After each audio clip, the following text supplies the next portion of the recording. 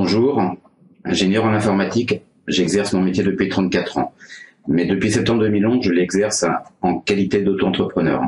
J'ai choisi ce statut pour la simplicité de mise en œuvre et sa rapidité. Mon projet, qui était mûrement réfléchi, étant d'intervenir auprès d'une population très spécifique, les bateliers. Les bateliers, ce sont des professionnels qui parcourent les fleuves et rivières à bord de leur péniche pour transporter des marchandises diverses. Je suis né sur un bateau, mes parents étaient bateliers. Depuis septembre 2011, ce sont près de 160 bateliers, 50 particuliers qui m'ont fait confiance. J'ai su leur apporter des solutions à leur quotidien, leur faciliter l'accès à Internet, et tout ceci en payant des charges, en payant des impôts, en apportant de quoi vivre à ma famille.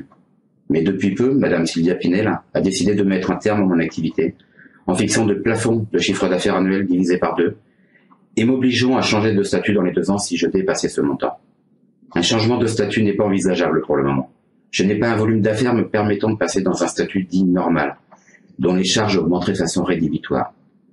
Si ce projet de réforme venait à se transformer en loi, alors je me verrais dans l'obligation de cesser mon activité et de retourner chez Pôle emploi. Mais à 52 ans, je suis maintenant ce que l'on appelle un senior dans le monde du travail. Je crains que ce soit difficile d'atteindre l'âge de la retraite de cette façon. Je ne désespère pas changer de statut dans un avenir plus ou moins proche, mais 2 ans, c'est beaucoup trop tôt. Avec un plafond de chiffre d'affaires à ne pas dépasser, c'est un frein à ma volonté d'entreprendre. Nous savons tous que plus de la moitié des petites entreprises créées ne survivent pas après 3 ans, voire même 5 ans. Même les banques vous réclament 3 ans d'activité pour éventuellement commencer à regarder une demande de prêt. Alors comment voulez-vous que je prenne le risque de changer de statut en 2 ans?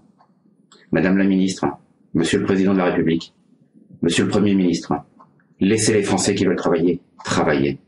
Ne leur coupez pas les ailes, laissez-les voler. Merci.